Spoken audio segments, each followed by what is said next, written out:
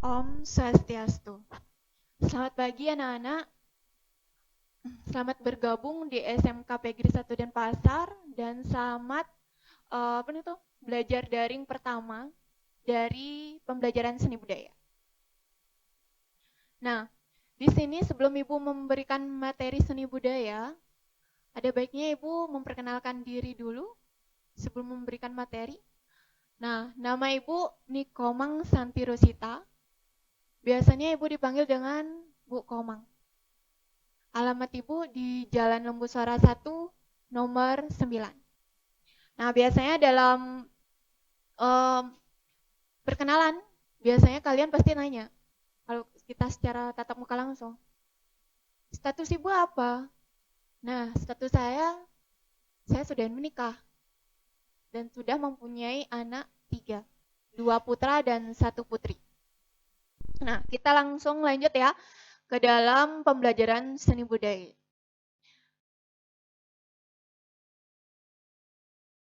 Slide-nya enggak mau.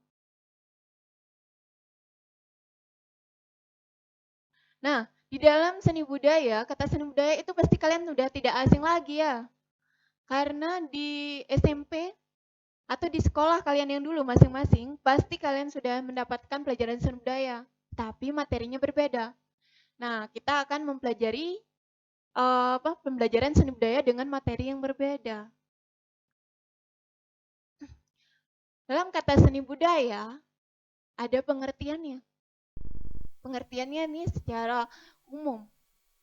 Itu adalah seni yang berarti keindahan. Kalau budaya merupakan suatu akal pikiran manusia. Jika akal pikiran manusia tidak ada, suatu budaya itu tidak akan tercipta.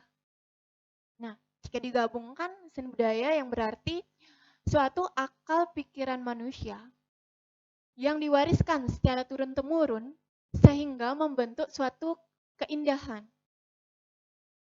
Nah, itu dalam seni budaya. Nah, lanjut. Di sini kita dalam bab 1 kita ada memahami konsep budaya. Yang pertama adalah definisi budaya. Dalam bahasa Inggris, budaya itu diartikan dengan istilah culture. Dan dalam bahasa Yunani disebut dengan koler, yang bermakna mendiami. Di dalam suatu bahasa dengan bahasa yang lain, budaya itu berarti berbeda.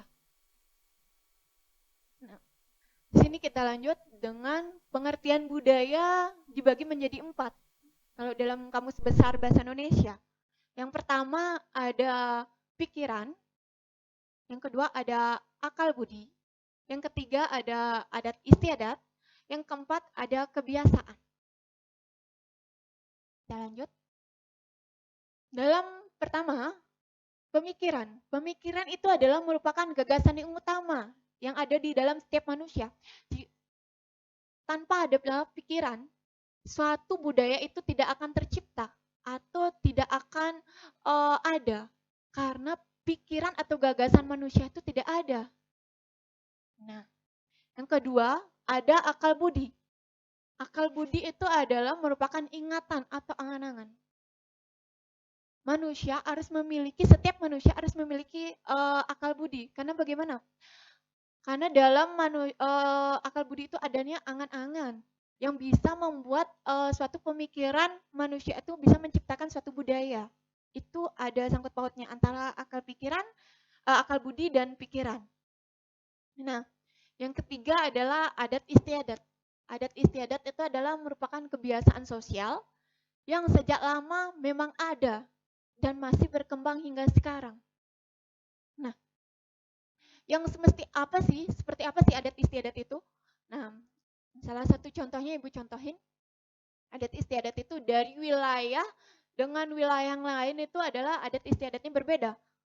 Contohnya saja, adat istiadat yang memang dilaksanakan di ruang lingkupnya anggap ya di Denpasar dulu ya. Ruang lingkupnya kita. Atau enggak di Bali boleh juga. dalam adat istiadatnya di Denpasar dengan adat istiadatnya di Karangasem atau enggak di Tabanan atau di Gianyar juga itu berbeda. Dalam hal contoh satu, adat istiadat apa?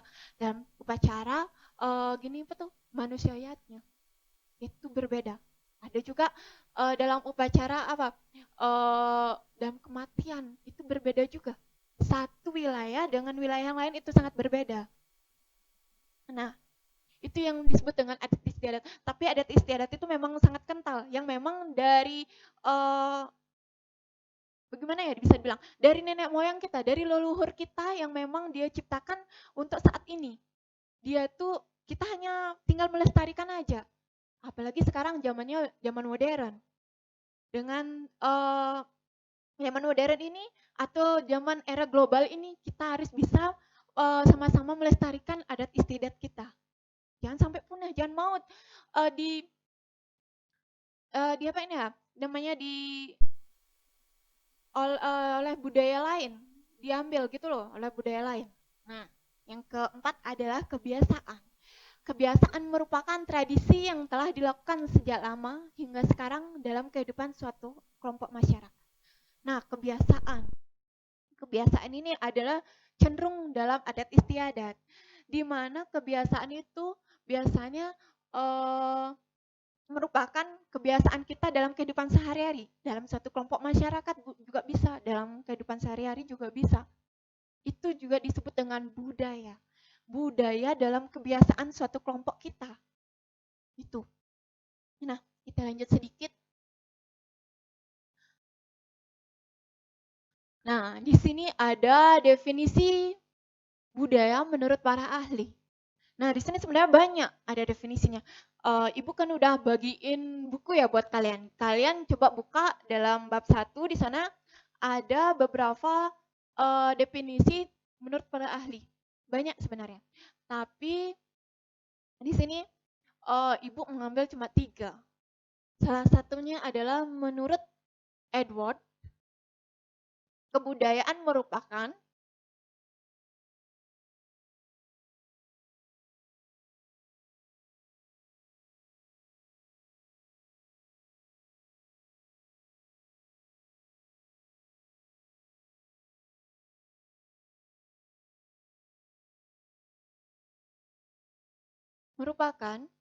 hal yang terlahir dalam suatu masyarakat yang mendiami suatu wilayah tertentu yang dijadikan identitas masyarakat.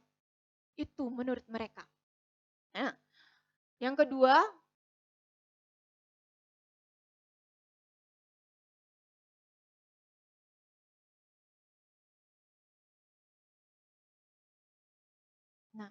yang kedua, jangan dulu.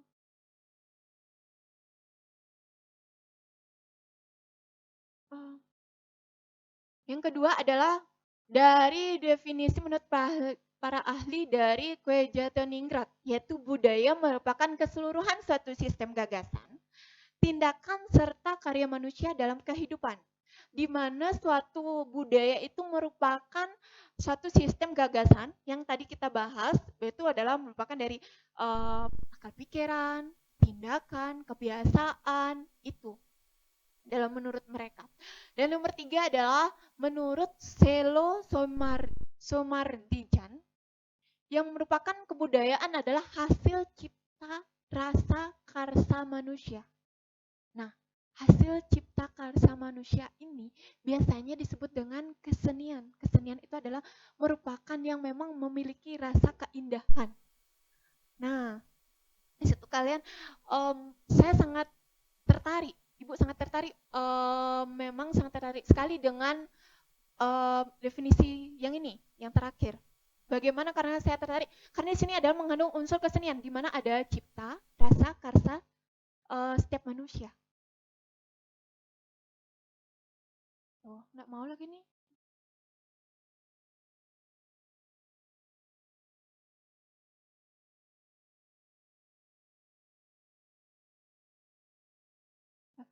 Nah, jadi secara umum budaya diartikan suatu cara hidup yang bersumber dari akal budi masyarakat yang dijadikan identitas dan hak milik serta diwariskan secara turun-temurun dalam suatu kelompok masyarakat.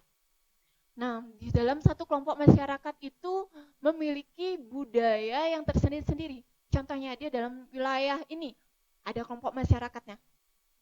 Ada yang bisa dibilang dalam kalau bahasa di agama Hindu tuh ada Banjarnya. Banjarnya itu adalah memiliki suatu kelompok identik dengan satu kelompok dengan Banjar yang lain itu adalah kelompok yang lain.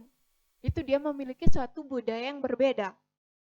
Nah, budaya juga disebut suatu hal yang kompleks karena mencakup berbagai aspek masyarakat.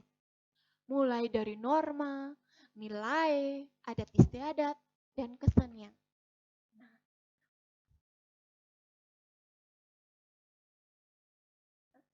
di sini ada unsur-unsur budaya. Unsur budaya itu ada 7. Yang pertama adalah sistem kepercayaan atau religi. Di dalam budaya itu, seseorang atau masyarakat, sekelompok masyarakat memiliki suatu sistem kepercayaan yang berbeda dengan kelompok masyarakat yang lain. Sehingga dalam sistem religi ini adalah mengandung unsur kepercayaan diri yang memang di mana peran penting itu berkembang dalam suatu agama dengan agama yang lain. Itu dalam sistem kepercayaan atau religi.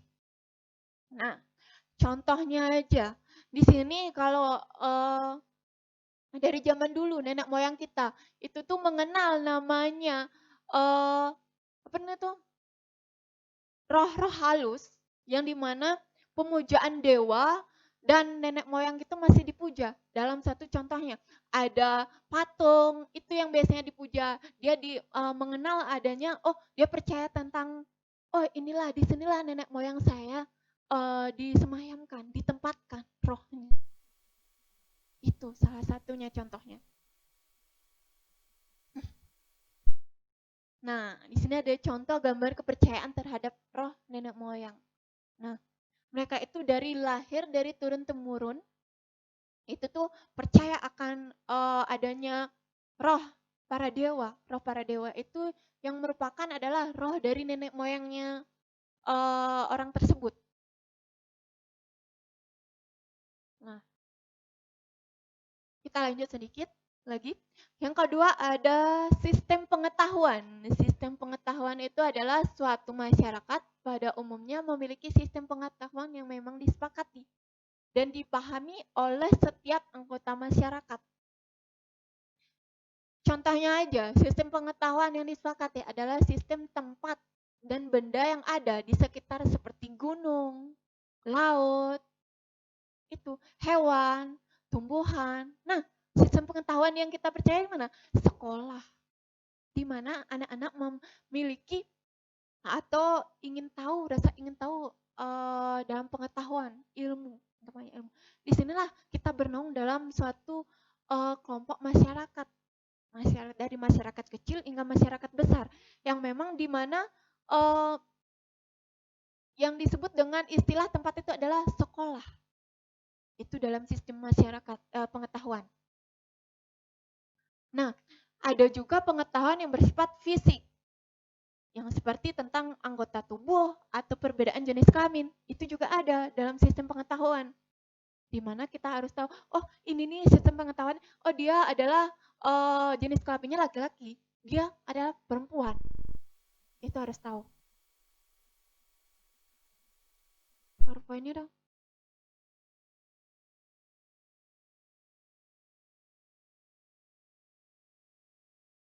Nah, di sini ada contoh sistem pengetahuan.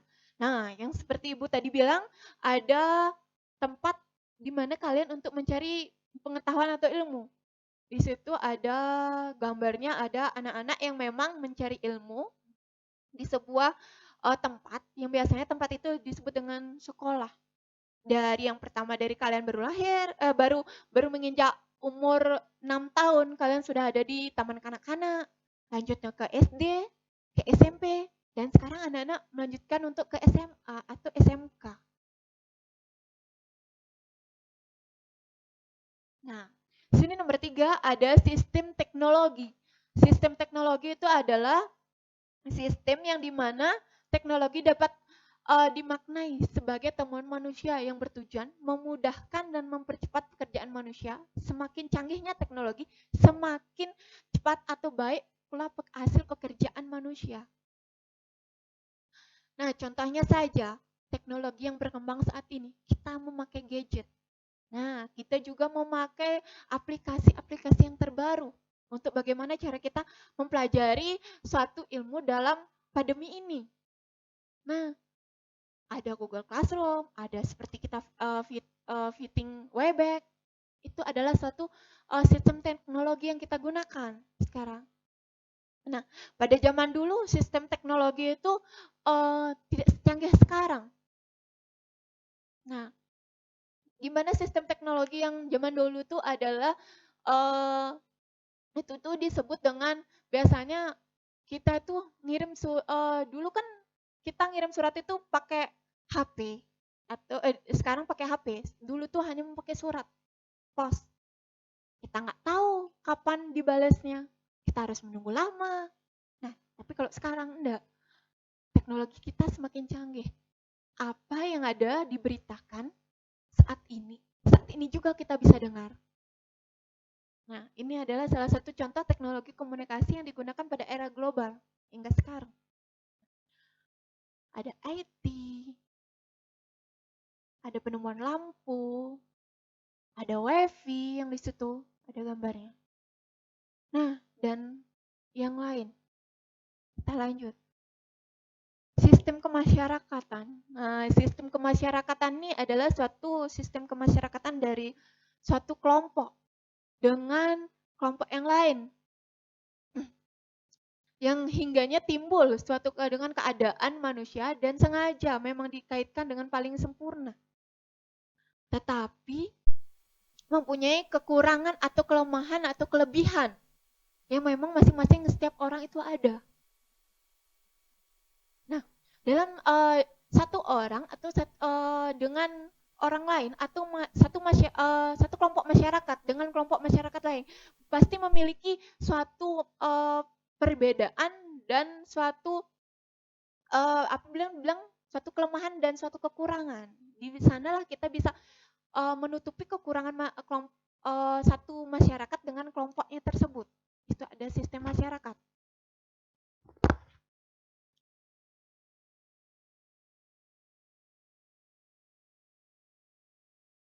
Nah, yang kelima ada sistem ekonomi. Sistem ekonomi ini adalah suatu yang disebut dengan biasanya kita sebut dengan pasar. Ya, di situ ada contoh salah satu gambar sistem ekonomi yang di sini saya ambil dari fotonya dari pasar, di mana ada satu penjual dengan satu pembeli. Ya, zaman dulu sistem ekonomi kita dalam ingin memiliki barang atau ingin mempunyai sesuatu itu barter, sistem penukaran. Kita nggak mau tahu itu harga barangnya berapa. Yang penting kita harus memiliki. Kita ingin memiliki. Dan juga ditukar dengan barang kita. Biarpun dengan harga yang berbeda penukarannya. Nah, tapi lain halnya dengan sekarang. Sistem ekonomi sekarang itu adalah sistem ekonomi yang dimana kita menilainya dengan uang. Ya, kita ingin memiliki barang sesuatu, kita bayar dengan uang, menukarnya dengan uang, dengan senilai harga barang tersebut. Nah, di sini ada sistem ekonomi yang diterapkan pada zaman dahulu yang disebut dengan sistem barter atau sistem saling tukar. Nah, kondisi tersebut berbeda dengan ekonomi masa sekarang yang secara langsung menggunakan mata uang.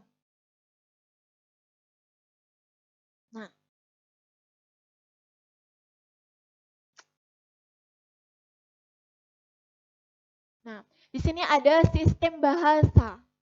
Sistem bahasa itu sekarang zaman era sekarang itu adalah sistem bahasanya tuh banyak bahasa ya, dari bahasa Inggris, bahasa Yunani, bahasa Cina, dan paling universal itu adalah bahasa Indonesia.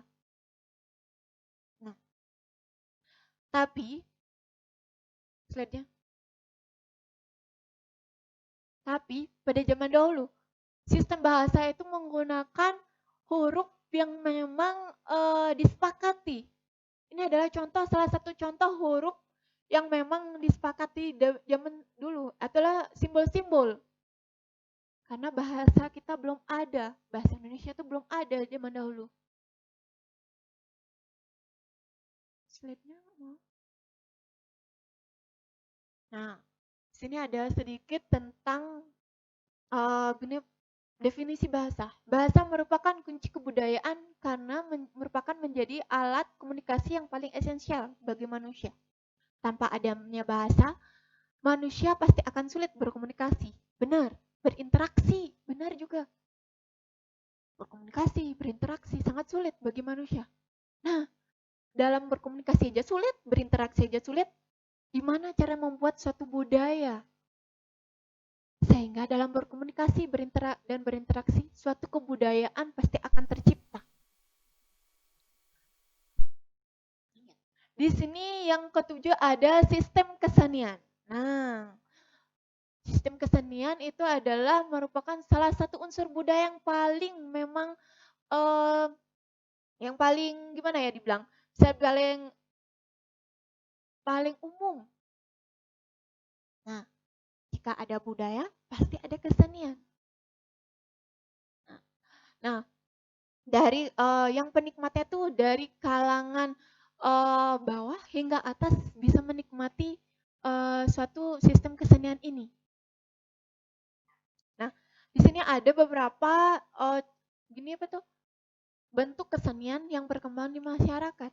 Contohnya aja seni rupa, seni tari, dan musik, seni teater atau drama juga bisa dibilang. Kalau kalian nggak ngerti kata teater. Nah, yang keempat, sistem seni kaligrafi.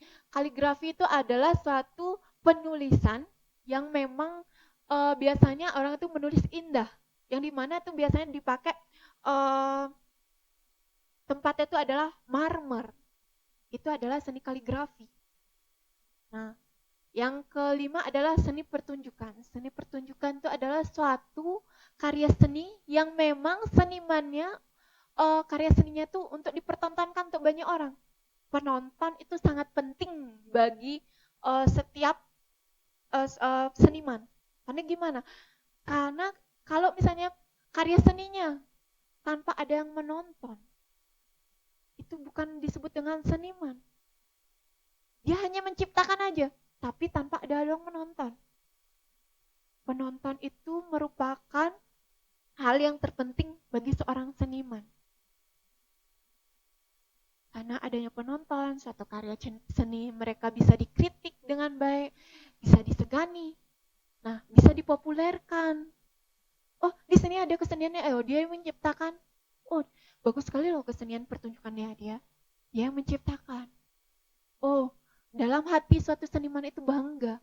Oh, seni saya di apa ya dibilang seni saya itu memang baik di masyarakat. Itu dalam seni pertunjukan. Nah, di sini sudah saya bahas tentang 7 sistem dari budaya atau konsep dari budaya.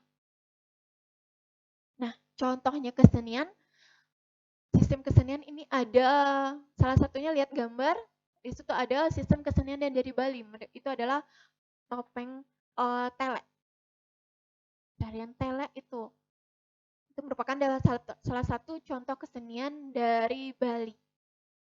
Nah, saya sudah menjelaskan 7 sistem kesenian atau unsur kebudayaan. Nah, apakah anak-anak ada yang kurang jelas atau kurang mengerti dari pengertian budaya dan 7 konsep seni budaya? Apa ada yang ingin bertanya?